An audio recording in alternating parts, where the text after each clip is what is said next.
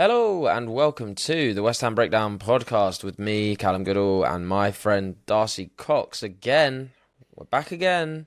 Jack's actually not even ill. He's on the injury table. He's somehow sustained a potentially long-term injury that requires a trip to the fracture clinic. So we are all wishing Jack a speedy recovery. But until then, you will be in our safe hands. And today we'll be discussing maybe one of the most frustrating West Ham games I've watched in recent times, and that is a incredibly high bar because there has been serious amounts of frustration throughout the course of this season and the back end of the last. But yeah, 2-2 against Bournemouth. Obviously, we had a 2-0 lead. Bournemouth. If you'd have said to me, the thing is, I'll kick this off with a little bit of positivity before we get into the weeds of the rant, which will no doubt come. But if you'd have given me a point before the game, I would have been happy away at Bournemouth, to be honest, given the form they're in, the form we've been in. We're unbeaten in 3 now, 7 points for Nuno in the last 3 games, all of which Freddie Potts has started. Who knows if there's a correlation there, but we'd like to assume that there is one because he is a West Ham boy through and through. But yeah, beyond that, really annoying way to throw away 3 points, right, Darcy? I assume that's how you feel. I was delighted. That's exactly how I want to see us throw those away. Yeah, it was obviously to throw the 3 points away is like the major frustration of the performance. But I think, and as we will express throughout this episode, that there's a lot to dislike about how we approach the game. Some of it may be force. Some of it, I think, we just got wrong from the start as well. I to be honest, I don't ever really feel like, not that we were never in the game, but I didn't necessarily see if the game had started a little bit differently and Bournemouth had gone 1-0 up. I don't envisage a way of us getting back into that game. I don't think that we were capable of that within the way that we were playing, and that is a little bit worrying because you're banking on the idea that you score first. And we've talked about this a little bit across previous episodes as well, how actually a lot of the time when you set up as defensively as we have under Nuno, it's so important that you do score first, because then you put the game state in perfect alignment with how you're approaching it tactically, where actually now we can afford to just sort of sit back and soak up pressure if we want. And we definitely took that to the extreme in this game. There was a lot of soaking going on, and fundamentally when you do that across 90 minutes, you are going to have periods like we had in like the last 20 minutes where it's basically just a bombardment from the opposition team.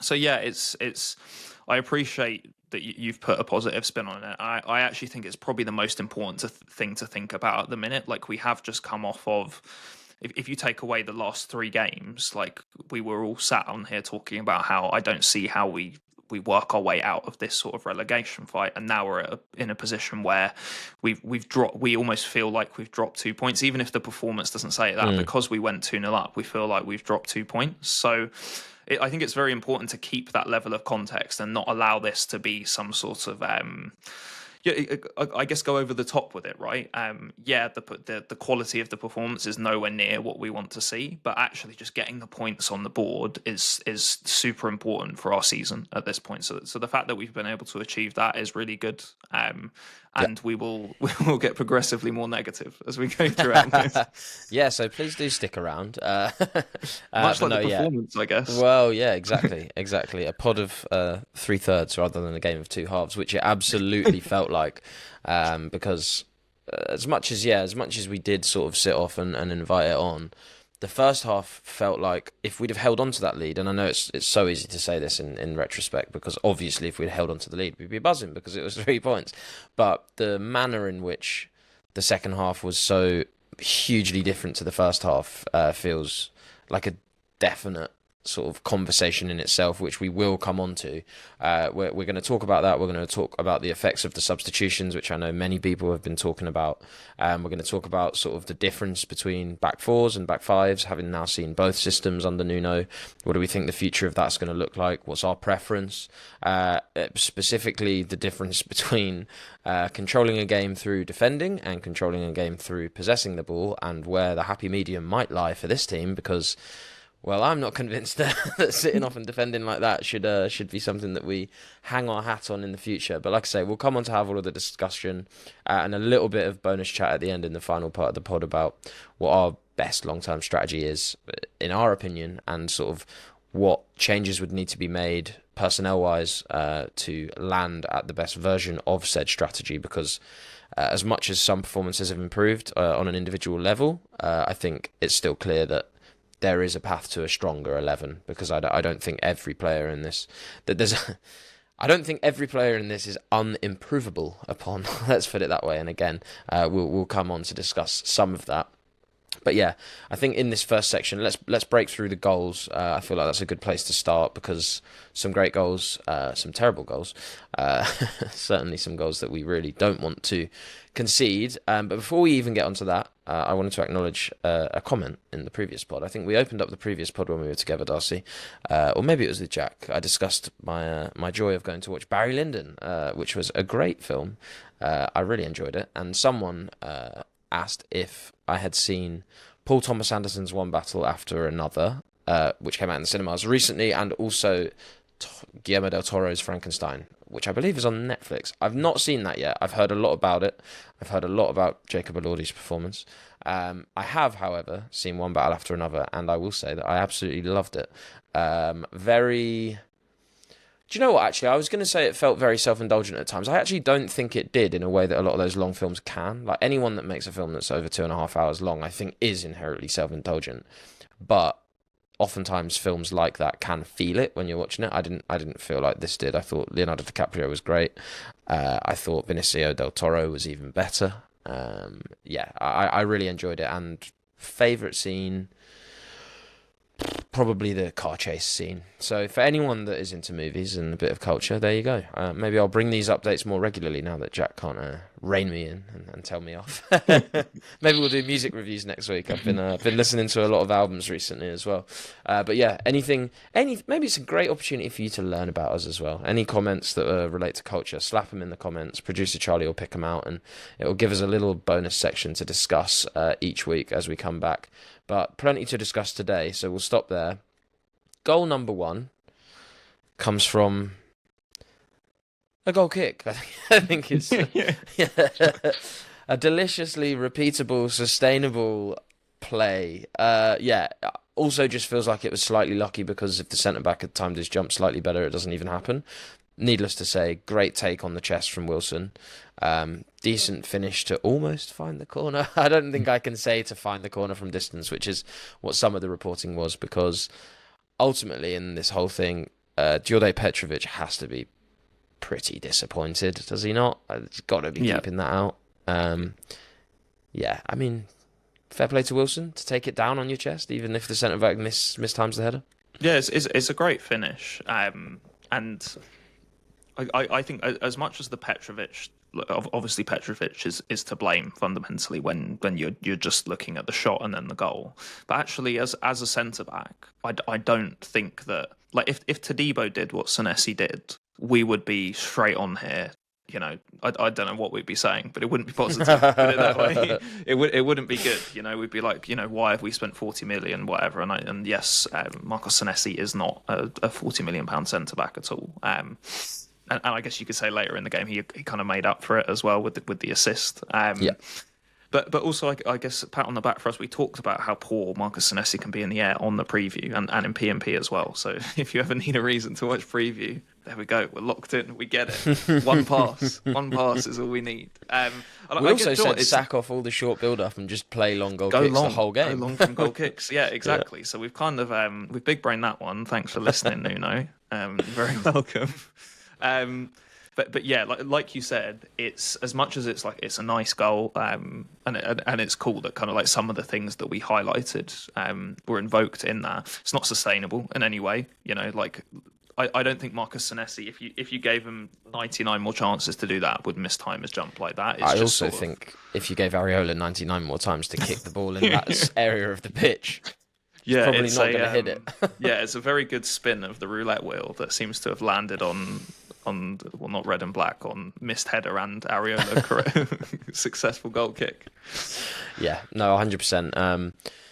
But it did give us the lead, and it gave us, I think, a little bit of impetus. You already talked about it at the start, like the sort of the system at the minute is dependent on and dictated by game state, I would say. So to go up early and get that goal actually led to a first half where, as much as we didn't have a lot of the ball, we defended relatively well. We limited Bournemouth to, I think, 0.5 something XG.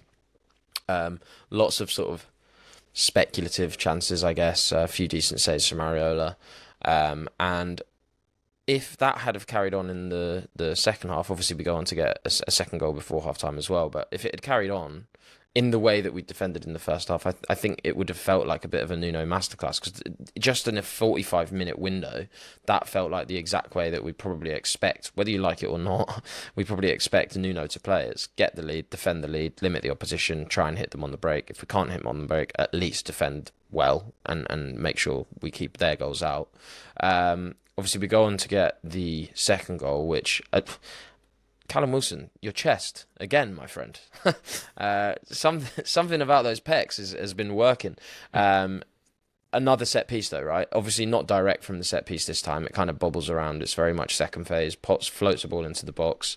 I can't remember who it is. Bournemouth player meets the header. Bowen knocks it back in, and yeah, it's everything we've talked about with Wilson, right? It's if you can get the ball bobbling around in the box and sort of make it a battle of instinct. Callum Wilson's instincts in and around the 6-yard area specifically are good enough on many occasions to outwit the instincts of any centre-back, because his sharpness is so good, and his ability to... I always think Harry Kane, I'm not saying they're the same player, but I always think Harry Kane is one of the best, probably the best in the world for this. It's like, he's been in those scenarios so many times, he doesn't even need to get his head up, because he knows where he is on the pitch, and therefore he knows where the goal is in relation to him on the pitch. And he knows that if he swings his boot at it based on instinct, he's going to be able to guide it towards the goal, because he's done this. He's practiced it so many times. It kind of felt like that with Wilson. I think he just chested it down and was like, sweet. Knew exactly how much weight to put on the finish, knew exactly how to find the corner. And yeah, at that point, I was like, come on. This is it. We're going to get 9 points from 9. We're going to win. We're going to be unstoppable. We're going to qualify for Europe. Obviously, that didn't happen. And then we conceded some disappointing goals, to say the least, I would say. Which one do you want to start with? Let's do it chronologically. Yeah. I mean, the first one was the penalty, right? It was the penalty. Yeah. I mean, I think there's... Like, when you look at the lead up to it, I don't think we defend the situation very well. Like we let their right back, who has been variable in their performance, Alex Jimenez, carry the ball basically into our box or not far off of that. And if you watch it back, what you'll see is Todibo sort of like almost like parts. Basically, I for what it's worth, I actually think out of the back three, Todibo is probably the best player out of the three centre backs. But for this goal, he's very much. He's got a big role to play, because he sort of steps out across Igor, so across the centre back, for a reason that I don't particularly understand. If I'm honest, I don't know why he does it, and that opens up the passing lane, and then the ball is played in there, and then Kilman's decision from there to slide, and to slide, I get, like, fine, like, you know, you're trying to do some last ditch defending, that's fine, but the angle is not perfect, but it does seem like there is. Like, he does purposefully go for the ball with his hand, and if it is on purpose, I just don't understand why you'd ever, like, there is no, we're well past that era where you could get away with something like that. Like, they're going to watch it 50 times. Yeah. So it is going to be a penalty. So just don't do it. Therefore, you kind of have to assume it's just sort of like. He's put himself in such a poor situation that he's ended up handballing the ball, and it's not on purpose, because if it is on purpose, then my mind is blown. I have no analysis for anyone at all. I don't know how to reconcile my feelings with that in any way. So yeah, you can see I'm coping well. Yeah, just about. No, I think you're right, and I think for me the worrying part is not, well, obviously it is worrying to concede a penalty in that fashion, but the worrying part is what you've alluded to, which is the build up to it, and particularly, I'm glad you flagged it, the sort of crossing over of centre backs, because I think this is an issue we saw under Potter as well. Numerous times where Todibo in particular, but Kilman also, they just ended up sort of going across each other's lines, which means that you're sort of leaving huge gaps, which are so easily exploitable by anyone in the Premier League because of the quality that the league possesses, but particularly Bournemouth, who are attritional and will just punish you and punch. I thought actually one thing that was really impressive from them throughout the game, and this isn't the best example of it, but something that we showed absolutely nothing of, is sort of that moment of pause where, like, they, for a team that are so direct and that rush so much, the sort of low punched ball through that was perfectly weighted rather than just whipping it into the box. Like, there was numerous times where that sort of ball happens. It obviously happens for the second goal, which we'll come on to, but a few times in build up in wide areas as well, rather than just whipping an early ball from like the half space. They'd get it to the byline by sort of buying themselves another second to just be like, okay, let's just wait and see how the West Ham defence move here, and then play it against the run of play. That was really impressive. But yeah, it is the build-up and something that needs to be ironed out, particularly if we're going to continue to defend in this way, because lapses in concentration like that, whether it's a lapse of Max Kilman, who's down on the floor stroking grass, or whether it's a lapse from Todibo, who crosses over his centre-back, if you're going to defend in such a way that demands such rigidity, you cannot afford for those lapses in concentration or lack of understanding, whatever way you want to package it up and sell it. You just can't have it. That product shouldn't exist to sell. Like, clear the shelves. We can't have that.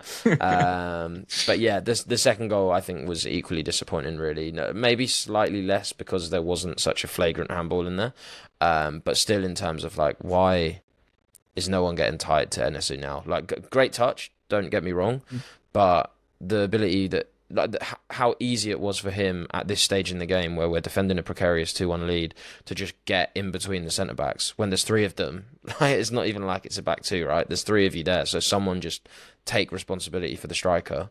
How he was able to just peel off, roll in behind, and then obviously it's a great finish, but at that point, like, Areola's not really able to do anything because he's already pulled off countless amazing saves at this time to keep us in it, but also, like, any Premier League striker, you would hope, puts that away because he's one-on-one in front of goal a few yards out. And frankly, the Bournemouth striker, as much as we're disappointed with the defending, a lot of these Bournemouth strikers should be coming away feeling pretty angry with how they performed in front of goal as well. So, yeah, incredibly disappointing performance from the centre-backs, which I'm sure you could go through the pods over the course of the season and clip them up. I thought Todibo generally had a good game. I agree with you, and if you want to hear more about the individual performances of the players in this game, then join us for Extra Time, which is available to all Patreons. If you're not a Patreon, you can join now for 7 days free. You'll get to hear individual performances in Extra Time, and there's a bunch of other stuff that goes up in there. We'll be doing a quiz this week, I think. We've got the preview for the Liverpool game, as we've already touched on, and we'll come to discuss again in the second part of this podcast. A lot of the stuff that we saw play out in the game we discussed in the preview. In some of it was the good stuff. Like we say, the goal came from a scenario that we talked about and drew up and tried to bake into our system. Other stuff we talked about as things we definitely wanted to avoid and didn't avoid, which is what's going to frame our tactical discussion in part 2. But yeah, if you want to hear that every week, then patreon.com/Analytics United. Like I say, you can get a 7-day free trial. So if you want to test it out for the Liverpool game and see if our Mystic Meg stuff comes to light once again, then now's probably a good time to do it. But yeah, join us there. But for now, we'll take a quick break and we'll come back to discuss largely the substitutions, but also all the other tactical oddities that we saw in this game. As discussed then, tactics, which I'm going to lump subs in with because I think that is part of the manager's remit. Of course, the tactical shape and the tactical approach and everything is their bread and butter, and that's what tactics is. But also, as a manager, you need to be able to get your subs right. In this game, it really didn't feel like the subs were right for various reasons. I think profile-wise, massive shifts in terms of who you're taking off and who you're bringing on, and to expect any level of continuity when you're replacing a right winger who's playing left wing with a right back who's playing that's a crazy change in the first instance because you got two players who aren't used to playing in that position anyway, and then you got all sorts of differences in terms of their approach. Obviously, one's a defender who wants to sit off and defend, and another one is a dynamic, dribbly winger who wants to have possession of the ball, which is something that we really didn't have in this game.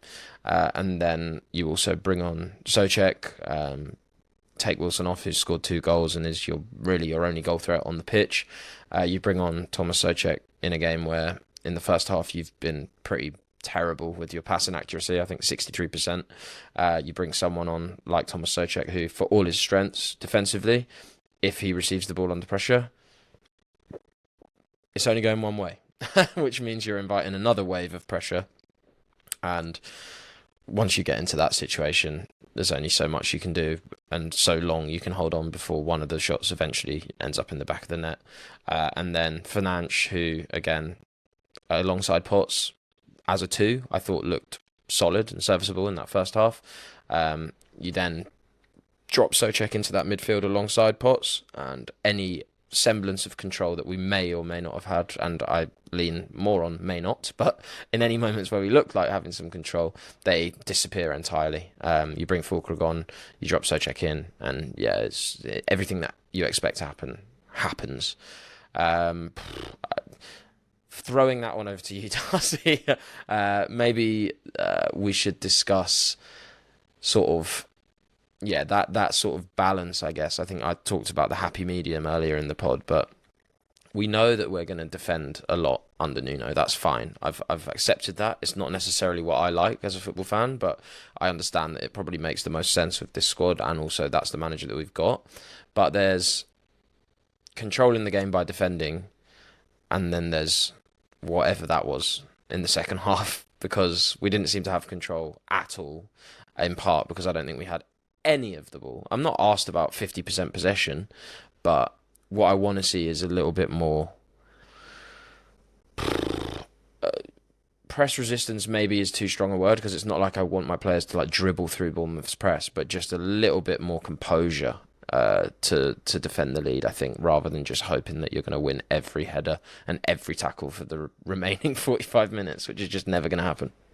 Yeah, it's a very difficult. You know, you're leaving a lot up to luck. I think putting that they're called 50-50s for a reason, right? And, and they're not always 50-50. You have players that can sway them more in your favour, and those players cost more money. But fundamentally, they are 50-50s. They're always going to be variable. It's still going to be within that range, right? And to be honest, I know there's been a lot of talk about the subs and the effect of the subs, and I think focusing on the subs is completely valid, and they certainly, I don't think any of them were perfect by any stretch of the imagination. But in the first half, we did also struggle for any sort of control, right? And it seemed like there was no real intention to have the ball a lot of the time. Like we'd win the ball back in deep areas, and it would just go long straight away, like really quickly. It was so easy for Bournemouth to force us to go long. And I know, like from the goal kicks, for example, that's what we said we would probably do in the preview, but it wasn't for the same reason, right? It was more to take away like the strongest effect the strongest asset that Bournemouth have defensively in terms of their press. And I do wonder if maybe this is what we're also seeing is kind of the adverse effect of the absence of Lucas Paquetá, right? That actually maybe what we're missing or what we were missing in terms of control, particularly in the first half, also in the second half, but particularly in the first half, is one, the effect of having an extra midfielder, just in general having that extra body in there, but two, that extra midfielder specifically being Lucas Paquetá, who is very good at dropping deep to identify space that he can then receive the ball in, and also is demanding in those situations. It's not just like I'm going to drop deep and sort of show for the ball, and if I get it, it's fine. If I don't get it, whatever.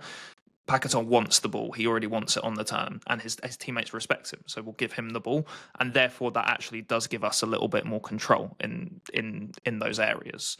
That aside, I think the influence of all of the subs, or the logic behind the subs, sometimes I can understand, sometimes I can't. So with the I'll go in order with the Guilherme one. I think if you look at his first half, Careful what you say. Remember who he is to me. I'm treading very, very, very carefully, but I don't think he was very good in the first half. So Yeah, I can concede that. I can concede take that uppercut. But and obviously, I rate Galani. I want him to play well.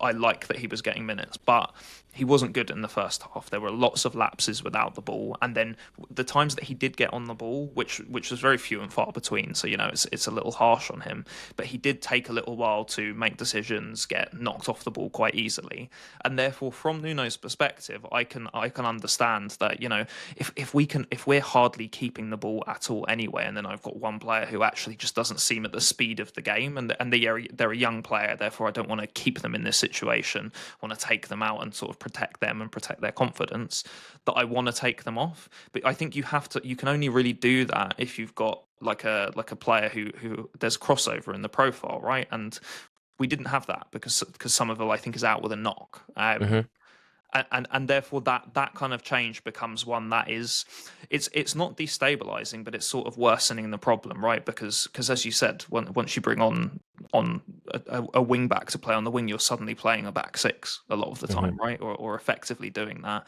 and you don't necessarily have for everything that Kyle Walker-Peters is good at. He's not actually physically a fast player. He's not that impressive in terms of like top speed. He doesn't like carry past players very well either. He's someone that like you could use as an outlet as a wing back quite nicely. He's got a good first touch, keeps the ball well, but none of those things are exactly what we needed in that moment. I guess we did need to keep the ball a little bit better, but he's positioned in a wing back position, even though he's playing as a winger. So how much is that really going to be useful? So as much as I understand the logic behind that, I don't necessarily think it was ever going to have the intended effect, whatever the intended effect was, and in turn took away control and invited more pressure.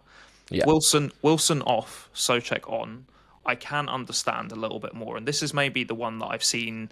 Well, no, I think the Walker-Peters change has probably got the most criticism, but this is the second one, I think. And if I think about what we've said consistently over the last couple of games in these pods and in extra time and stuff, what we've said is about 55, 60 minutes, Wilson is gassed out, and if he's already not stopped competing in the aerials and stopped being like around the ball, it will happen very, very soon after 60 minutes. So as much as he was having a good game and had scored 2 goals for us, I actually do understand bringing on Souček, especially when we were playing as many long balls as we were playing at the time. Basically everything was going long as often as we did get our foot on the ball at the back. So having someone that can potentially compete for that long ball and maybe will be able to hold it up a little bit, get a bit more of a foothold in the game, I actually see it as more of a net positive on trying to get control on the game by having Souček on there. So I'm not against Souček coming on, but it's the change after that I actually think is probably the worst offence, and it's the thing that kind of, I guess, loses us the game. Obviously, we concede the penalty, I think, before Fulkrug comes on, but really what happens is if I quickly count here, 1, 2, 3, 4, 5, 6, 7 big chances in the last 15 minutes of the game, and a big chance I'm just doing as like by hand is if it's more than 0.15 xg. I'll say that's a big chance. We conceded 7 of those in the last 15 minutes, and I think the big reason, or one of the bigger reasons, is that actually you've taken mobility out of the midfield completely. Yep. You've gone from having Mathiasen Fernandes, who again had a decent game, and I think the pairing of Freddie Potts and Mathiasen Fernandes is actually looking better and better in terms of them functioning as a 2 in front of the back 4. I think this game actually there was evidence of them both being really like good and anticipatory and aggressive quite a few times, and a lot of the reason why we defended well. To then take him off and replace him with Souček, where you take out all the mobility. Bear in mind you've already got one less midfielder anyway. I just don't think it was ever going to work very well, especially as Fulkrug wasn't really offering much as like a jeweler up the top of the pitch as well. So I think it was just a complete net negative on the team, and really Nuno has to shoulder some of the blame by destabilising the team and the structure to that degree. I think whatever happened, we were going to be under the cosh in the last 15, 20 minutes. And again, I can see some of the logic in having Thomas Souček as like a box defender in those moments, having him on the pitch there and him being able to clear crosses, super useful. But I think being able to stop crosses coming in and kind of like defend a little bit more front-footedly and then be able to break out, trading Mathias Fernandes for Thomas Souček is just not in any way a sort of a viable move, to be honest. It just didn't. It had such a negative effect on the team, and it was really a shame, to be honest, that the consequences of that played out so quickly and so harshly. Yeah, I think it felt to me like a bit of a compounding spiral. Like I also echo what you said about taking off Guillaume.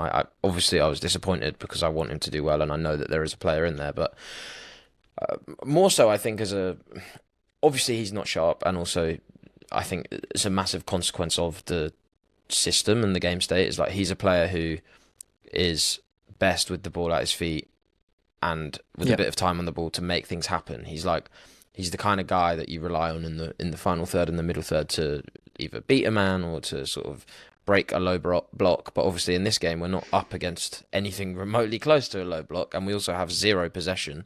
So you're asking a player who, as I say, is not match sharp, is still very much new to the Premier League because he's had very limited opportunities so far.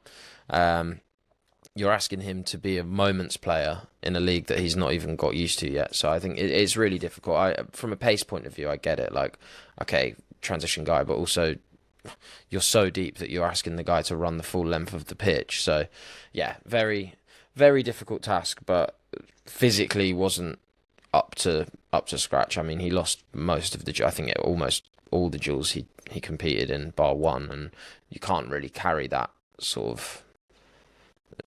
Well, that. You just can't carry that if you're going to try and defend and compete in the duels. Especially when you're Nuno, right? Exactly that. But yeah, the introduction of Walker Peters it wasn't the right move. I almost maybe would rather have seen Earthy come on. I know it's not the same level of dynamism and pace that someone like Guillaume offers you, so therefore you lose a bit in transition, but you also probably introduce a player who in many ways profiles similarly to Paquetá, and also is a young player that wants to come back in and has a point to prove, and he will look to get on the ball, you would assume, and that at least allows you to maybe maintain the level of the first half. Sounds nuts because we didn't have any of the ball anyway, but we actually see our pass accuracy drop off significantly to below 50% in the second half, which if you can't string a series of passes together, I don't remember a sequence where we maintained any element of possession, then you're going to struggle, and as soon as you bring on a wing back to replace a winger, you drop, as you say, into a back six kind of naturally, and you've got a back three on the pitch already, so you've only got 3 or 4 outfield players ahead of the defence to play long too. So you're already up against it. Like, sure, play long, play direct, but at least give them outlets and targets to try and hit to. And you've got Callum Wilson up top, who's not really a target forward by anyone's definition of the word. Okay, sure.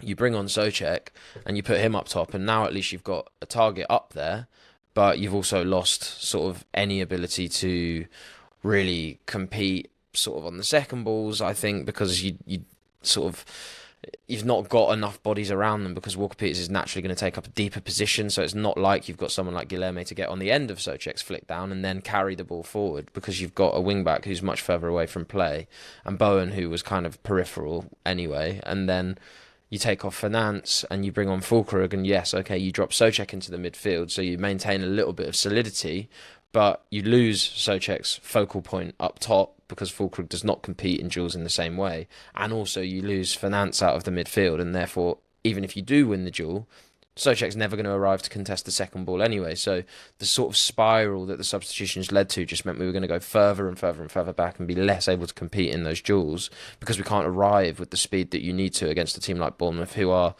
literally the best pressing outfit in the league, and therefore it's going to be the most difficult second ball battle that you probably have all season, especially at their neck of the woods as well, down at the Vitality. Like, they are good at home, and yeah, it's really disappointing to say that. I almost think, like, the three at the back, sort of logically we get forced into it, right? Because we lose Paquetá, and I understand maybe he doesn't have faith in Magassar, and therefore you go, okay, well, let's bring in a centre back.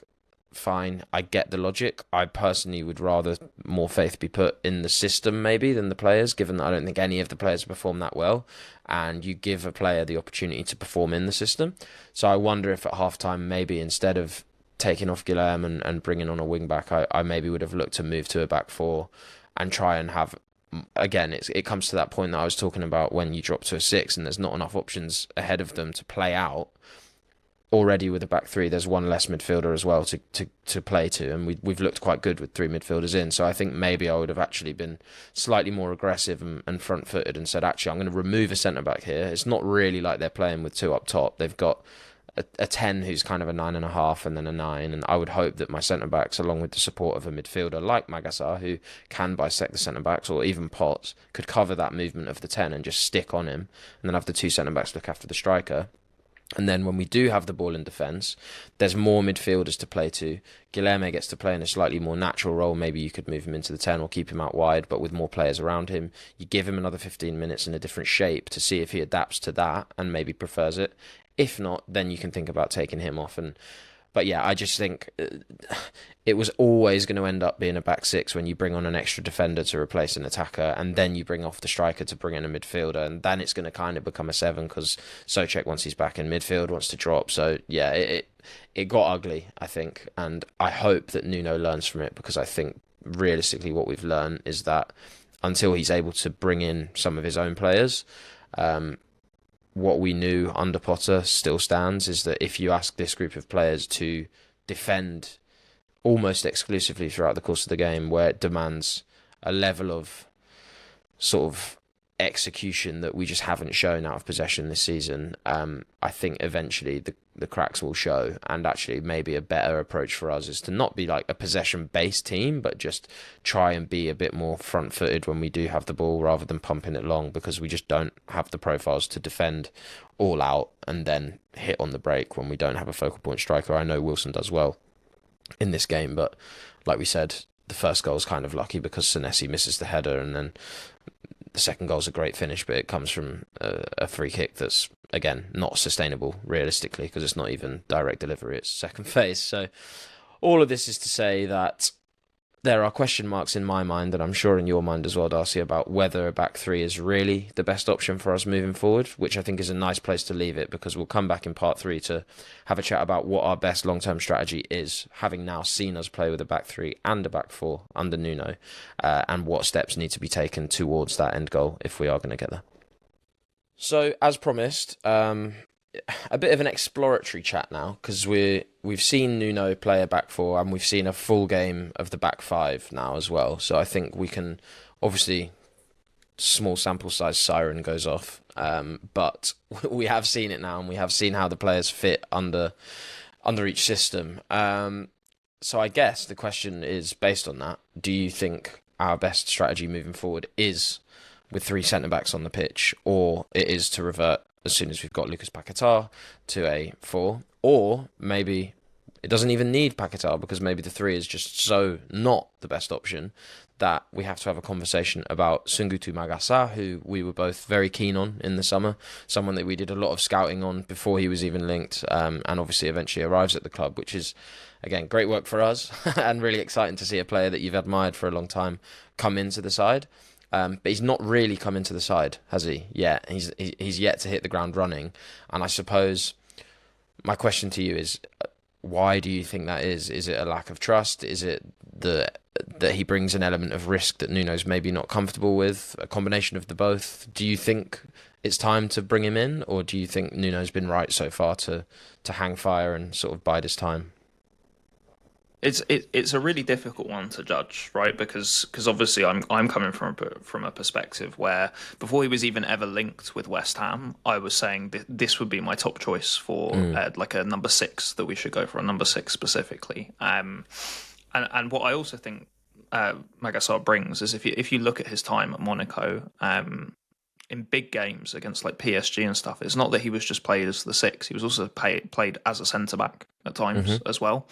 And therefore, in a game like this, where Nuno is maybe debating about, do I need to maybe go with a back five or with three centre backs? Magasar provides the perfect sort of platform for the manager to be like, well, actually, I can maybe even experiment with that in game. So Yeah. if maybe I want to start with the back five and I'm going to play Magasar wide centre back on the right hand side, and actually, when we've played 20 minutes, we have no way of keeping the ball at all, and maybe what I need is a third midfielder, someone who's going to drop and receive. Yeah. And be on the turn, and more than anything is press resistant and composed, then I think Magasar fulfills both of those sort of briefs. The other side of it is that we have seen him come on in games and look way off it, not be in the right place at all. Even I've forgotten what the game is, but he came on and sort of stunk it up a little bit when he came on as well. I think the Palace game stood out to me as being a fairly underwhelming performance. I don't know if it's the one you're thinking of, but yeah, well, I think there's been more than one, and therefore I imagine it is sort of it's a trust issue, right? I think he thinks that actually if I weigh it up, the destabilising effect of bringing this young player in who is yet to adapt to the league is probably more of a threat to us being able to get a result than it is for me to play a back three from the start with three centre backs, where I kind of know that I'm not going to have much control over the game because a lot of these guys are a little bit skittish. They're not that. I think generally our back line for all the mistakes they make are quite press resistant, but they just didn't show that in this game at all. I think the Bournemouth press really sort of spooked them, even if we didn't.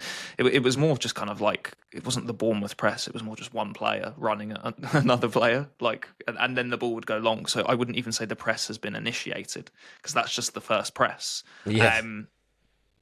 So yeah, I mean it must be a trust thing with Magasar, which is a shame. And I guess it's hard for us to say as well, because we don't see in training. I know very well what he can do when he's given a 90-minute game, and how much he can contribute to your team being able to control a game and keep possession and move the ball from side to side, and also for him to be progressive at times, even if it's not all the time. But obviously that isn't what Nuno feels like is right for the team at the minute. If it was me, I've got to be honest, I would play him, because I think he needs the minutes to learn. I don't think coming into sitting on the bench or coming into games with 20 minutes left, where really I think it can be quite hard to pick up the flow of the game as a more defensive player. I think it's easier for attackers to come on in games and sort of just make an impact by being like busy and offering a lot. Whereas as a defensive player, really you have to get up to the speed of what's going on and understand, okay, well, this is how this player is affecting this space, and therefore I need to be aware of that and pick this up as he goes there. I think that there's a certain rhythm associated with that maybe you don't see, and therefore he's not getting into that rhythm. But I would like him to be trusted, to be honest. And I guess by proxy of saying that is I don't think that the back three is necessarily very good for us, because of it could just be a thing in this game, but I don't think so. The level of lack of control in this game was, I guess, outstanding is probably the right word. How little we seemed like we had any foothold in the game at all. We really just let Bournemouth control it, because we only had one idea when there was any sort of pressing, it was to go long. And I know changing formation doesn't change that, but I think it does give you more options when someone is on the ball. You've got three players in the middle that are offering, and if one of those is someone that is press resistant and confident, like I think Magasar is, or like we see from Lucas Paquetá every week. Obviously wasn't available in this game, but otherwise we know he is very much like that. Even then Potts, that though, can change things. His receiving on the half term is like there's a few moments where Potts has obviously taken loose touches and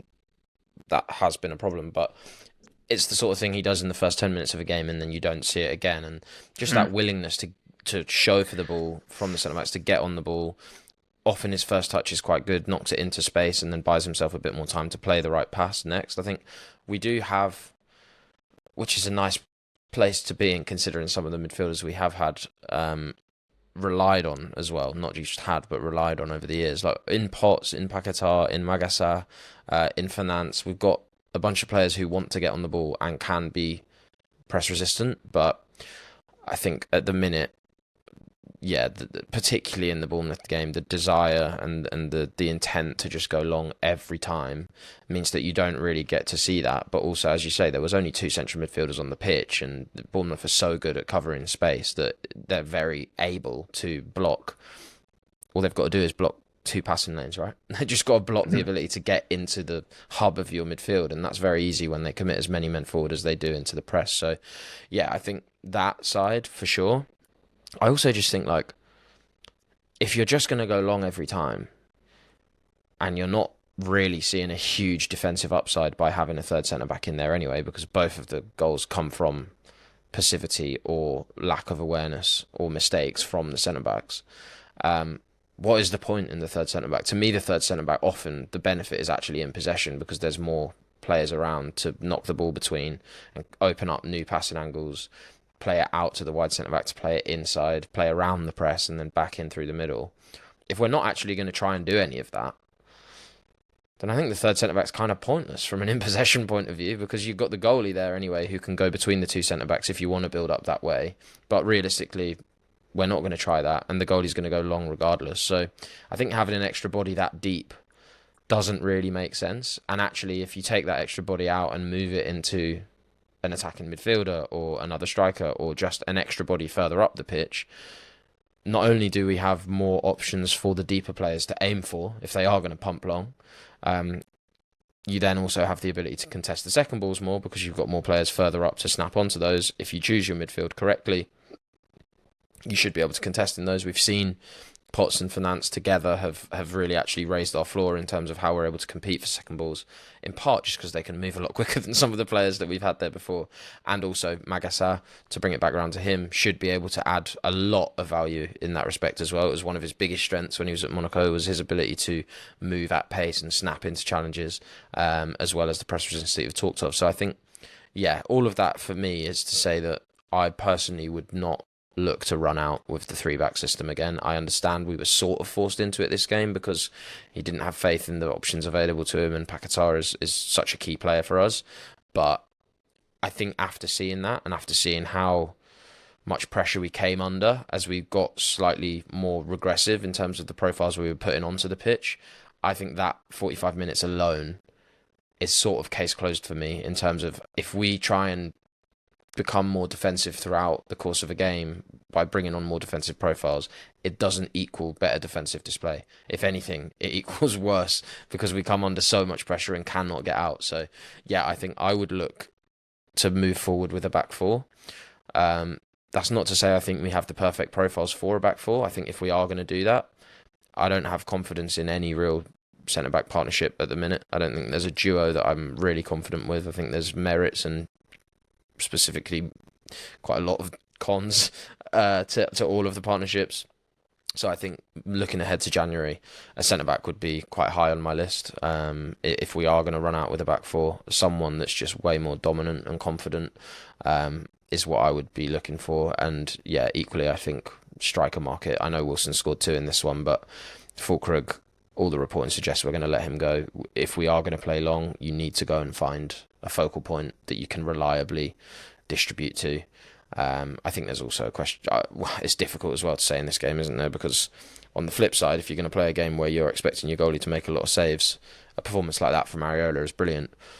But what I'm suggesting tactically is we move towards a slight tweak of system where we don't face 4 XG in one game, and maybe then look at a keeper who we do have in-house who has slightly more reliable distribution if we are going to go long. I know that Hermansen hasn't looked amazing, but I wouldn't mind at some point, not necessarily straight away because Areola's been brilliant in this game, but at some point, maybe in the Cup, just seeing if there's a possibility that we can get Hermansen back in the side, because you have to remember we signed him off the back of a season in which he was a brilliant shot stopper for a relegation side who faced significant amounts of shots, and he was a good sort of part of the reason they were able to compete to some extent for as long as they did. I know they eventually went down, but it wasn't like they were the worst team in the league. So yeah, it's difficult, but yeah, January, the checkbook needs to come out. The checkbook really needs to come out, and I think those are. I don't know. Is there another profile that you'd look at? I feel actually confident about the midfield profiles we have. I just don't think Nuno has the confidence in the blend of the midfield yet, which is a shame because I actually thought a trio. Well, actually, I think he has confidence in Paquetá, Potts, and Fernandes, but obviously we didn't have that in this game. I just want to see more confidence in the other options. Yeah, no, the big focus is I think there's a lot of positions that would be nice to look at, but really the big focus has got to be centre back. Like, we just don't have a pair of centre backs that play well. We have Mavropanos, basically, who's injured, and sometimes you get all right performances from Todibo, sometimes you get all right performances from Kilman, but never on the same day. And even if they have a good day, there's usually a mistake or two in there, which is a shame. And kind of like, I don't want to go too much into individual performance and stuff because we'll do that on extra time. But just look like sort of. I guess a more general view on the Kilman signing. I really do think it's a shame the way it's been going at the minute, because his first 6 months at West Ham, I really was like quite impressed by how good he was. I didn't see that at Wolves, and he looked like our best player for so long, or one of our better players for quite a while. And yeah, it's just kind of a shame about how it's gone, and I really do hope that he can rekindle. Obviously, I hope all the players can get a little bit better in their performance. But just because of the ceiling level we've seen with Kilman, we know he can be good. We've seen it. Where with Todibo, I think it's a little bit more questionable, because I wouldn't say we've seen a run of games where I'm like, that's the guy right there. That's the 40 million guy. Whereas Kilman, actually, there was a point where I was convinced that this guy is worth the money. Yeah. Like he's playing at a level that I'd expect from a 40 million pound centre back. And that's just kind of gone. So it's a shame to say that we need to look at centre back, specifically left centre back. But we do need to look there, but just because we're not getting the consistency, and then striker, I mean, is obvious. We need some sort of we need something, and that's harsh on Callum Wilson, right? Because he's done exactly what Callum Wilson has done all his career in this game, where the guy's in like a flow state in the box, like he just comes alive, or not even in the box. When there's some sort of like chaos, Callum Wilson is the guy that can cut through that. It feels like and see the route to goal. And that's what we needed to be in this game, right? We needed to take advantage of really small moments and opportunities. So he was kind of the perfect guy for this game. But to make the system work sustainably, it can't be him. It would be nice to have someone with those qualities as well, but fundamentally Wilson doesn't have the outside of the box stuff that we need, and really that's important to getting the whole thing working. Basically, it's like the biggest bit of the puzzle. Yeah, well, there's a reason we've been advocating for Thomas Souček at striker, and it's not because we think he's a good striker. Let's leave it on that. Liverpool next, as you say. If you want to hear about how we would approach the Liverpool game, and I think some of this final conversation will definitely inform that, I imagine we'll be talking about a back four based on the discussion we've just had. But yeah, if you want to hear about that, then jump onto the Patreon, patreon.com/Analytics United. We will be doing the preview this week. We'll also be doing extra time if you want to hear about individual performances in more depth. And then we've been gearing up the scouting work for January as well. We've just talked about the need for a centre-back and a striker. If you want to hear who our recommendations would be for both of those positions, and probably some other positions as well, that is the place that you will find all of that work. We've built some cool tools. We know some cool players. We're cool guys. Maybe? I don't know. Someone probably You thinks are, it. not me. But we'll leave it there. And yeah, it is still 7 points from a possible 9. It is still positive. Paquetá is back for the next game. So let's leave on that positive note. We didn't lose. It might have sounded like we lost, but we didn't lose. Yeah, sound. Thanks everyone for tuning in. We'll hopefully see you all on extra time. It is worth it. I promise you it's worth it. We wouldn't do it if it wasn't, because that would be crazy. But thanks to everyone that has listened, and yeah, we'll see you on this channel next week to discuss a win against Liverpool. I'm going to manifest it. Until then, come on you Irons.